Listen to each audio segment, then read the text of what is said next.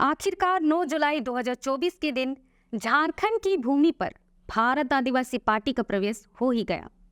झारखंड की 26% आदिवासी यानी लगभग 1 करोड़ की जनसंख्या के बीच भारत आदिवासी पार्टी की भूमिका क्या होगी? क्या इस पार्टी के प्रति झारखंड के आदिवासी अपनी सहानुभूति दिखा पाएंगे? यह तो आने वाला समय ही बताएगा।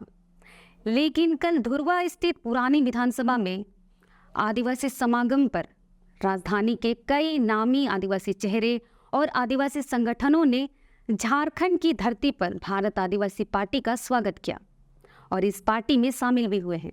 तो आइए आज हम आपको बताते हैं झारखंड की धरती पर पहली बार भारत आदिवासी पार्टी का आगमन के पीछे यहाँ के कौन कौन से आदिवासी चेहरे और संगठन शामिल हुए हैं और उनके शामिल होने से यहाँ के आदिवासी समाज की क्या छवि बनेगी और यहाँ के राजनीतिक समीकरण पर भी कैसा प्रभाव पड़ेगा।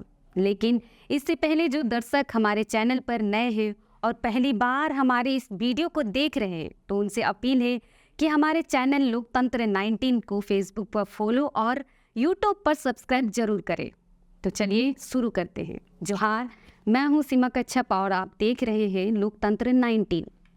लगभग 88 सालों के संघर्ष के बाद 2000 में झारखंड अलग राज्य की स्थापना हुई। इस दौरान कई संघर्ष हुए, आंदोलनें हुए और कई आंदोलनकारी नेताओं का जन्म भी हुआ जिन्होंने झारखंड अलग राज्य की परिकल्पना की थी। वहीं पूरे देश के लगभग 40% खनिज संसाधनों से भरा इस राज्य की कल्पना एक आदिवासी बहुल राज्य के रूप में की जाती है। ऐसे में यहाँ की राजनीति भी आदिवासी से ही शुरू होती है और आदिवासी पर ही खत्म भी होती है। राष्ट्रीय स्तर के दल हो या क्षेत्रीय दल, बिना आदिवासियों के यहाँ पर राजनीति कर ही नहीं सकते और इसी को देखते हुए यहाँ के राजनीति मुद्दाओं में आदिवासी सबसे ऊपर रहते हैं। हालांकि आदिवासी सिर्फ राजनीति के ही शिकार हुए हैं। कभी भी आदिवासियों के हक अधिकार की बात करें तो यहाँ होती ही नहीं है। अक्सर आदिवासी इन्हीं से ठगे ठगे से महसूस करते रहे हैं। ऐसे में भारत आदिवासी पार्टी जो आदिवासी समाज की बात पूरे भारत में करने के साथ ही उनके संरक्षण के लिए तत्पर करने के उद्देश्य के साथ साथ स्थापित की गई है। ऐसे में भारत आदिवासी पार्टी जो आदिवासी समाज की बात पूरे भारत में करने के साथ ही उनके संरक्षण के लिए तत्पर करने के उद्देश्य के साथ स्थापित की गई है। ऐसे में झारखंड में आदिवासी पार्टी का कहीं ना कहीं प्रभाव देखने को मिल सकता है और ऊपर से अब राजधानी के इन नामी आदिवासी चेहरों के इस पार्टी में शामिल होने से राजनीतिक समीकरण और भी बदल सकती हैं, क्योंकि इन आदिवासी चेहरों का कहीं ना कहीं अपने क्षेत्रों में अच्छा खासा नाम रहा है।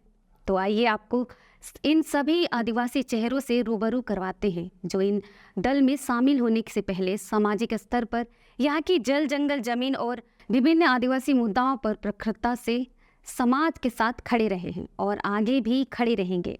सबसे बड़े नामों में अगर बात करें तो आदिवासी जन परिषद के अध्यक्ष प्रेम साही मुंडा का है जो राजधानी रांची के अनगढ़ प्रखंड से आते हैं। अक्सर आदिवासियों के जल जंगल जमीन, आदिवासी मुद्दा और अवैध तरीके से जमीन लूटी जैसे कि जमीनी मुद्दों पर भी प्रखरता से अपनी भागीदारी निभाते आ रहे हैं। आपको बताते चले, प्रेम साही मुंडा के पिता खिजरी विधानसभा से पूर्व विधायक भी रह चुके हैं। वर्तमान में प्रेम साही मुंडा रांची सहित आदिवासी समुदाय में एक बड़े चेहरे के रूप में जाने जाते हैं। और वहीं दूसरी सबसे बड़े नामों की बात करें तो अखिल आदिवासी विकास परिषद की रांची जिला अध्यक्ष कुंदरासी मुंडा की है जो आदिवासी समाज में एक बड़े महिला समाज सेवी के रूप में जानी जाती हैं और अक्सर जल जंगल जमीन में अपनी भूमिका अग्रणी रखती हैं। वैसे आपको जानकारी के लिए बता दूं, श्रीमती मुंडा राजधानी रांची में स्थित मोराबादी में रहती हैं और गरीब दुखियारी आदिवासियों की बहुत बड़ी उम्मीद के तौर पर समाज का काम करती हैं। महान झारखंड समाज सेवी कार्तिक उरांव द्वारा गठित अखिल आदिवासी विकास परिषद में भी उनकी भूमिका काफ़ी सराहनीय है जो कि आदिवासियों के सर्वांगीण विकास हेतु कार्य करती है। अन्य बड़े नाम की बात करें तो राजधानी रांची के पश्चिमी क्षेत्र के सक्रिय आदिवासी नेता एवं पूर्व मुखिया सह केंद्रीय आदिवासी सेना के प्रदेश अध्यक्ष अजय कच्छप की है।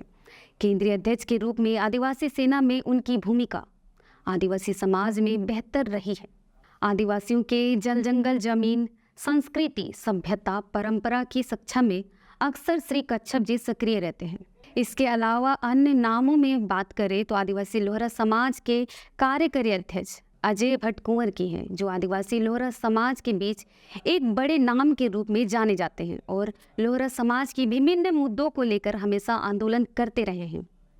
साथ ही आदिवासी समाज के जल जंगल जमीन की लड़ाई में भी अपनी भूमिका निभाते रहे हैं। और ऐसे ही नामी चेहरों के अलावा कई सारे समाज सेवी, बुद्धिजीवी एवं युवा समाज सेवी के द्वारा भी भारत आदिवासी पार्टी की सदस्यता ली गई है। ऐसे में आने वाले दिनों में उनके कार्यों से प्रभावित होकर कहीं ना कहीं आदिवासी समाज भारत आदिवासी पार्टी के प्रति आकर्षित हो सकते हैं और समय के साथ इस पार्टी के प्रति लोगों का प्यार बढ़ सकता है। हालांकि झारखंड में नई पार्टी का अस्तित्व बढ़ाना इतना आसान नहीं है, क्योंकि इस छोटे से राज्य में पहले से ही राष्ट्रीय और क्षेत्रीय स्तर पर कई नामी पार्टियां हैं जो इन्हीं आदिवासी समुदाय के बीच अपनी पकड़ मजबूत बनाए हुए हैं, जिनमें से प्रमुख रूप से झारखंड मुक्ति मोर्चा है, जिस पर आदिवासी समुदाय का ज़्यादा विश्वास दिखाई देता रहा है। ऐसे में यह देखना दिलचस्प होगा कि समय के साथ भारत आदिवासी पार्टी की भूमिका झारखंड में कैसी रहती है। वैसे क्या इन नामी बड़े आदिवासी चेहरों के इस पार्टी में शामिल होने से यहाँ के आदिवासी प्रभावित होंगे, और क्या आने वाले दिनों में इस पार्टी का भविष्य उज्जवल होने की संभावना व्यक्त की जा सकती है। फिलहाल आप सबका इस बारे में क्या कहना है, हमें कमेंट बॉक्स के माध्यम से ज़रूर बताएं।